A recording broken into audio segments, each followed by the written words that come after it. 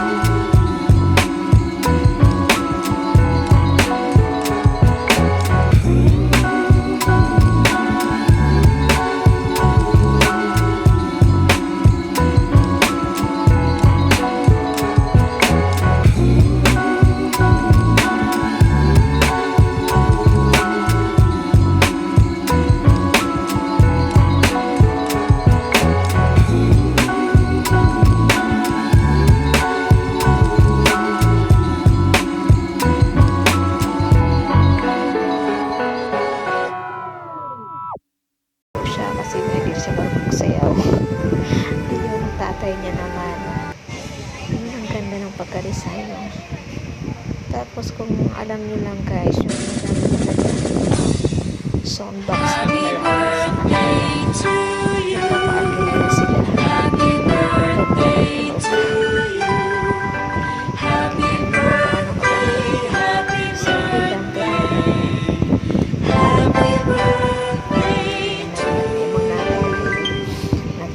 Happy birthday to you.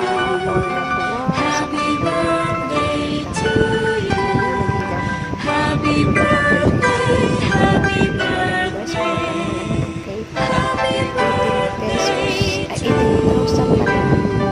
Kasi 18 na siya. Kaya 18,000 din nilagay sa Happy birthday to you.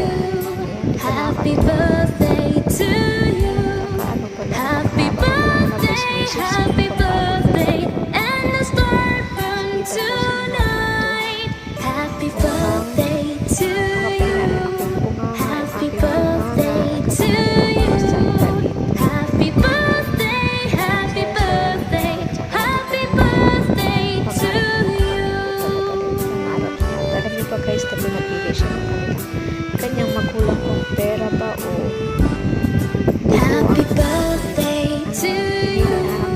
Happy birthday to you. Happy birthday, happy birthday, and let's diamond tonight. Happy birthday. Pagkita sa kanyang anak, kaya na number 8 yung aming lamesa.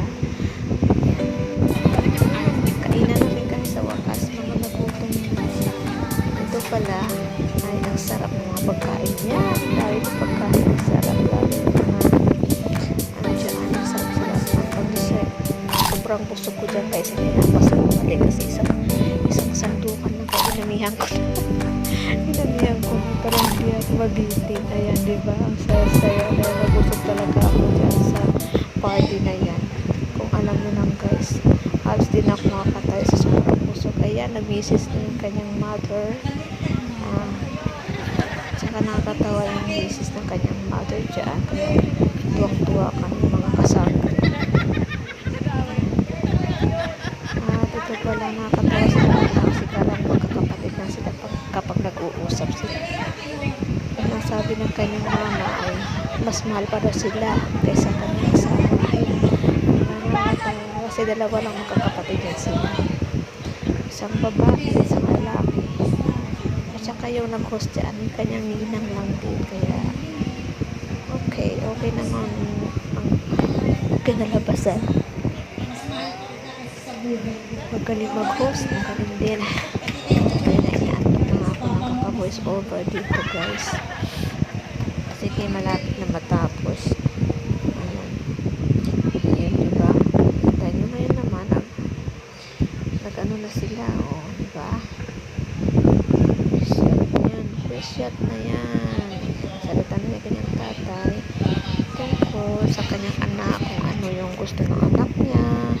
Sinabi nila lahat-lahat. Nilabas niya na yung sama ng loob. Sama ng loob niya dahil ayaw tanggapin yung 50,000 na in-offer niya. Ayan, kaya ayos naman yan kasi nga natapos na rin yung dipo ng anak niya at nakaraos sila. Kahit naman ang mga mabait din naman sila. Yung magulang niya. Ikaw, pero ipagkamaldita yan kasi lahat naman nagsasalita puro maldita. Sinabi sa kanya. Pero noong bata pa siya.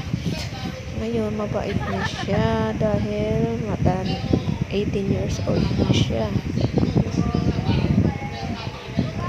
Guys, malapit na matapos yung salita ng kanyang tatay at pasasalamat sa mga bisita na nakarating at tinatanong niya kung masarap yung pagkain. Ayan, busog na busog kami ng mga sangre lahat ng bisita ay busog na busog sa nakwarilang catering dahil napakasarap talaga, hindi ka magsisisi sa iyong nakain, diba?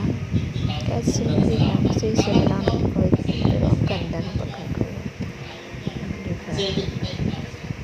Hindi kami ilang kasi nakatawa sila magkwento sa isa't isa, lalo yung mama niya.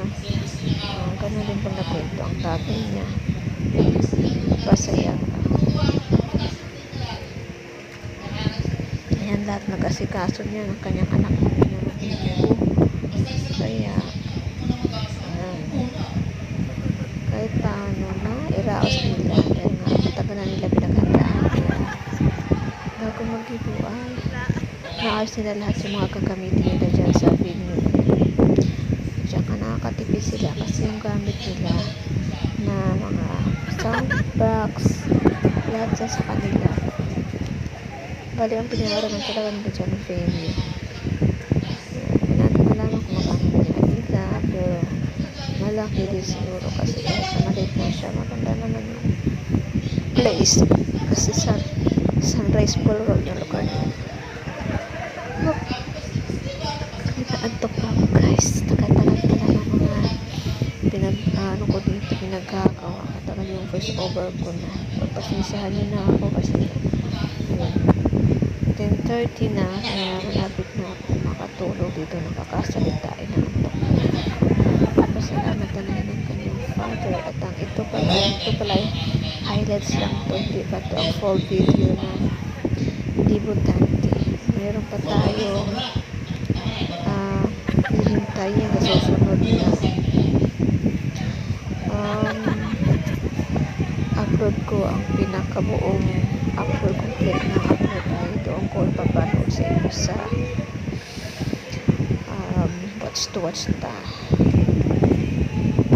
watch ko na mapapakita nyo buong upload nito.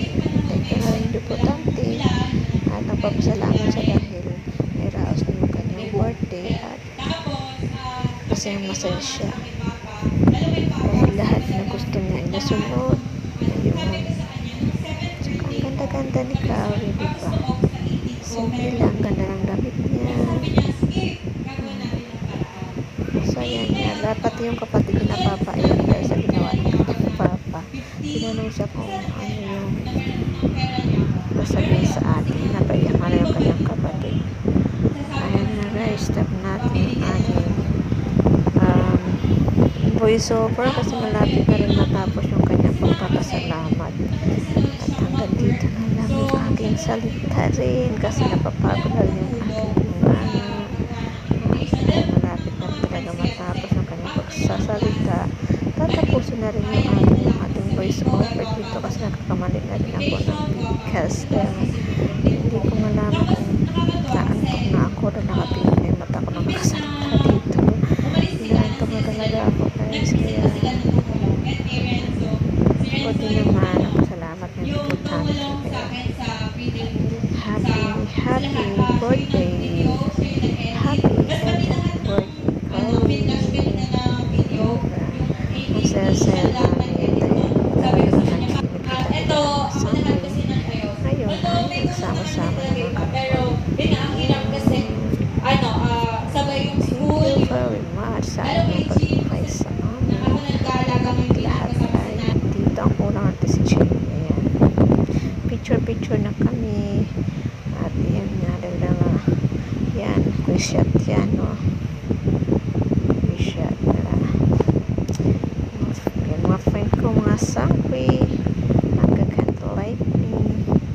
At saka yung mga anak mga chunakas namin. Kasama sila sa Eden Flowbells at saka Eden Tulips at saka Candles. Diba? Parang masama lang kami sa mga batang 18 years old. Nakikisali na kami.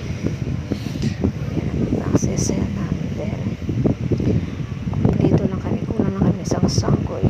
Ayan, isang kaibigan ko si Jane. Ganda ng ngiti at smile. Ayan, naulit na yung picture namin.